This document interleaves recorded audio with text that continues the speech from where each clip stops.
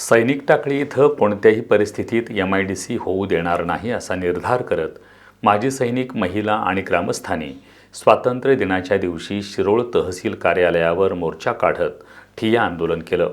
MIDCची सध्या सुरू असलेली प्रक्रिया तातडीनं बंद करावी आणि आंदोलकांची उद्योगमंत्री डॉक्टर उदय सामंत यांच्यासोबत उच्चस्तरीय बैठक लावावी अशी मागणी यावेळी आंदोलकांनी केली।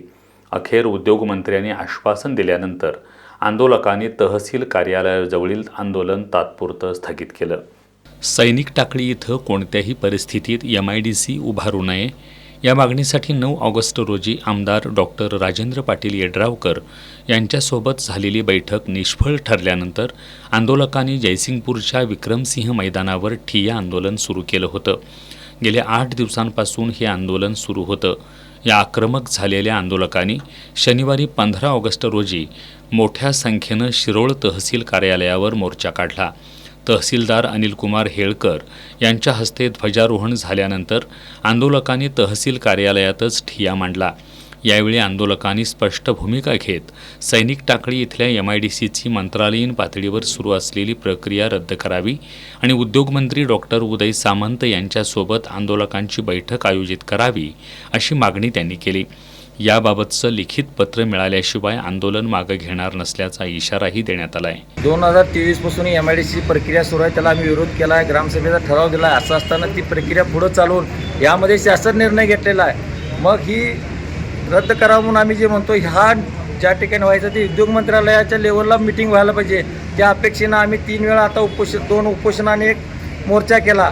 त्या अनुषंगानं आज आम्हाला बैठकीचं पत्र मिळालं पाहिजे की उद्योग मंत्रालयाला ती बैठक व्हायला पाहिजे आणि त्या ठिकाणी आमची जी प्रक्रिया झालेली चुकीची आहे, एकंदरीत त्यामधले ठराव जे 2 असतील बोगस, त्या ठरावाच्या आधारे ती प्रक्रिया चुकीची झाला। ज्या दाखले जोडलेले आहेत ते सर्व चुकीचे आहेत। या प्रक्रियेचा अभ्यास करून ती MIDC रद्द होण्याचा निर्णय त्या ठिकाणी व्हायला पाहिजे। त्यामुळे त्या मिटिंगचंच आम्हाला पत्र पाहिजे। त्या अनुषंगानं आम्ही थांबलो या ठिकाणी। सायंकाळी 7 वाजता आंदोलकांना येत्या मंगळवारी आणि बुधवारी उद्योगमंत्री डॉक्टर उदय सामंत यांच्यासोबत बैठक लावण्यात येईल असं लेखी पत्र मिळाल्यानंतर तहसील कार्यालयातील आंदोलन तात्पुरतं स्थगित करण्यात आलं। मात्र जयसिंगपूर इथल्या विक्रमसिंह मैदानावर गेल्या 8 दिवसांपासून सुरू असलेलं ठिय्या आंदोलन पूर्वीप्रमाणेच सुरू ठेवण्याचा निर्णय आंदोलकांनी घेतला। बैठकीत MIDC प्रक्रिया रद्द करण्यासोबतच ठोस निर्णय झाला नाही तर आंदोलन अधिक तीव्र करण्यात येईल असा इशारा यावेळी देण्यात आला। आंदोलनाच्या पार्श्वभूमीवर तहसील कार्यालय परिसरात मोठा पोलीस बंदोबस्त तैनात करण्यात आला होता।